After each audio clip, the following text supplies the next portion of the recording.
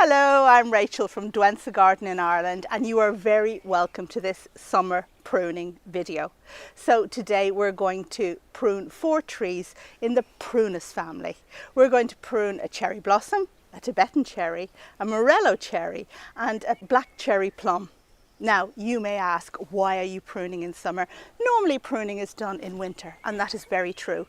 But for the Prunus family, which all of these trees belong to, they really need to be pruned in summer, June or July. And the reason for that is to avoid silver leaf fungal disease, which is carried in spores on the air later in the season. And if you have pruned your trees at that time, then the open cuts are very likely to absorb those spores, and then, well, it's trouble, isn't it?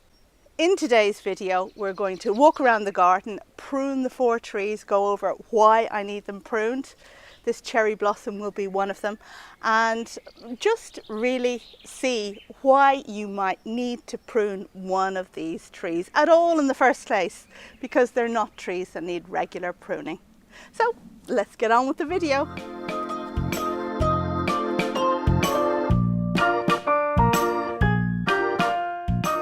So if you are new to the channel, you are very welcome, and if you're old to the channel, you're most welcome too. If you are new, then you should know that I garden in what roughly equates to as hardiness zone 9. Now, we don't use that system here in Ireland, so just take it as a rough guide in terms of what I might get through the winter and what I might not. But do know that this danger of silver leaf fungus is not specific to any hardiness zone. It's something we all need to look out for. Okay, I think what we will do now is start over here with the Morello cherry tree. This is my Morello cherry tree. Now, the blossom you see on it is a climbing rose, the rambling rector. It's not the flowers of the tree.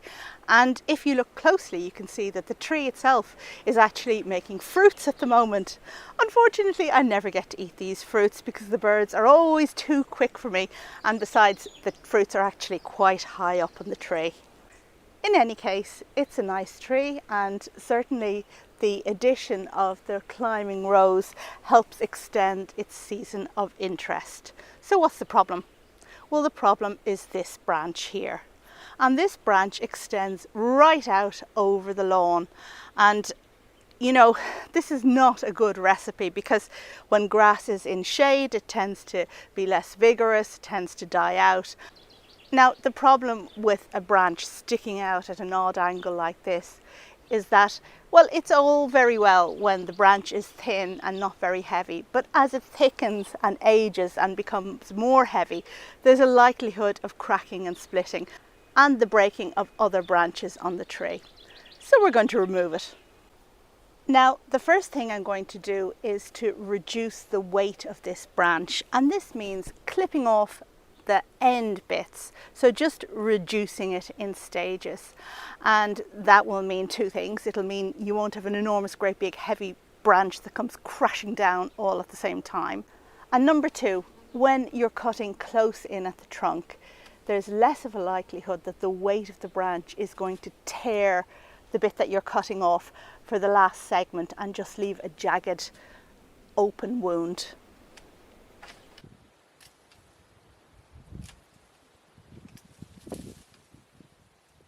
I'll just take off a few stems of the rose as well, because they're kind of migrating towards the ground at this stage. And for the last bit, we're going to have to use a saw. So I'm going to get my husband Norman to come in and do that little bit. Now, don't be tempted to use power tools on a ladder above your head. It's a recipe for disaster.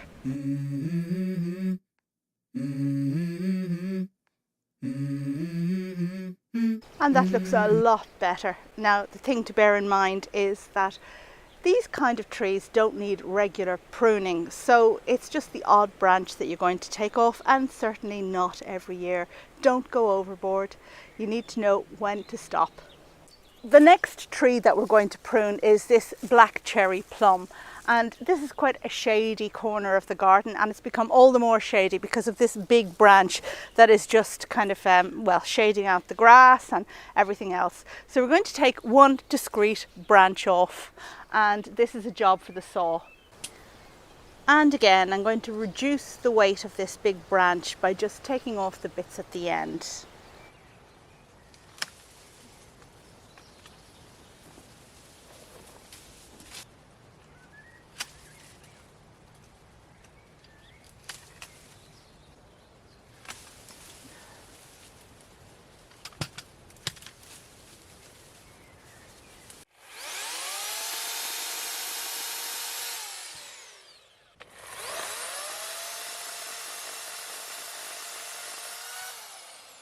And any ugly snags should be trimmed as close to the trunk as possible. And again, always remembering not to go too far. Don't get carried away with lopping off branches. You only want to take 1 or 2, 3 branches off at the most. And over here you can see exactly what the problem is. So this is a beautiful cherry blossom tree called Shogetsu. Fabulous white double flowers in spring. It looks amazing around about May, I think. But the problem is that for whatever reason, now this is a spreading tree, it tends to grow out rather than up, but it is supposed to grow up, and this one has not really grown higher than 5.5 foot, 6 foot, which is odd. Don't know why, but it has tended to come out rather than go up. And this is the main path into this section of the garden, which we're losing. So I do need to take some branches out here. Now, in Ireland, certainly in springtime, you do see terrible things done to cherry blossom trees. One's planted at the side of the road. Somebody comes along and radically prunes them, maybe even just lopping the complete top off, and you think, oh my gosh, that poor tree is dead. And they do resprout. I do not recommend that. What a terrible thing to do to a majestic tree that relies so much on its shape. But sometimes you do need to radically prune, which is what we're doing today. I'm sorry, but it just needs to be done. The thing to remember is to do it in midsummer. So June, right now, this is the time to do it, because I don't want to lose this beautiful tree. Now I'm going to have to crawl in under this tree. I'm not going to be able to show you me cutting the branches, but they are big branches, so I'm going to need to use the chainsaw.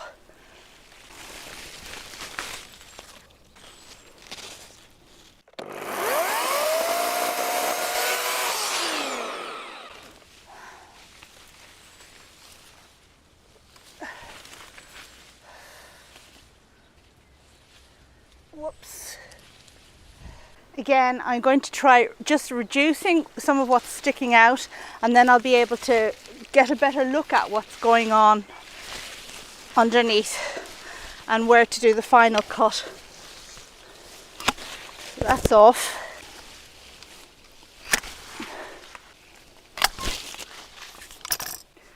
Again, always be willing to step back and have a look before you go too far, because you can't put branches back on.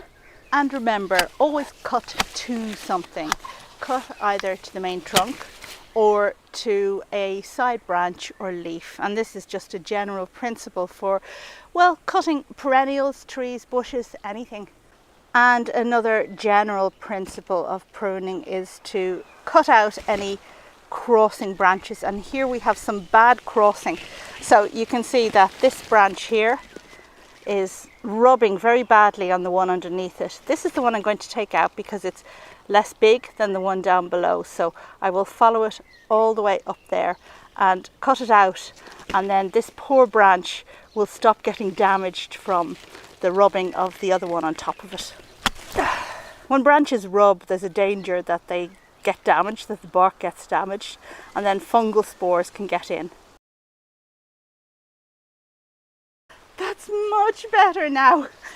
We'll be able to cross into the garden, and the manners have been put on the tree.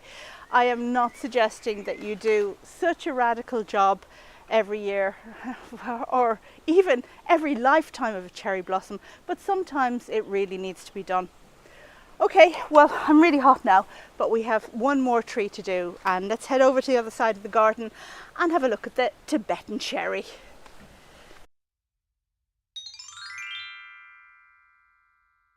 And here is my last tree for pruning today. It's a Tibetan cherry tree, and as you can see, it's a beautiful, majestic tree that's grown mostly for its fantastic shiny bark. Really gorgeous thing.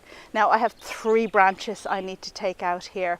So the first one is one that is crossing over and rubbing, and you can see really how this narrower branch is impeding the other one.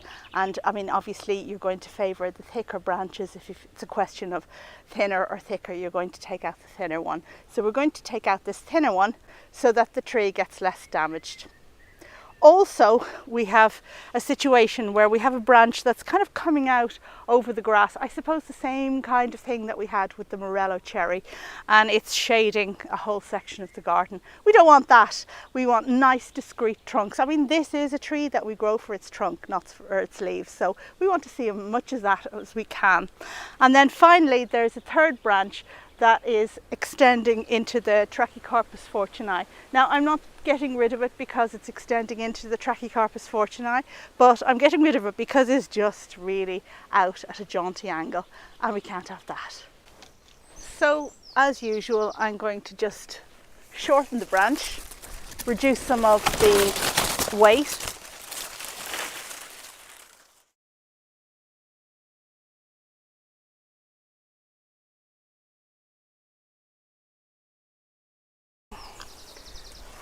Again, we're just shortening.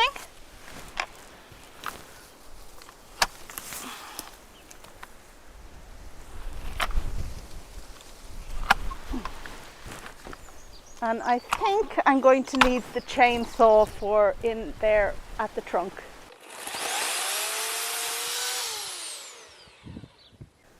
And there we are. Isn't that so much better? And that brings me to the end of this video about pruning Prunus, a job which needs to be done in summer.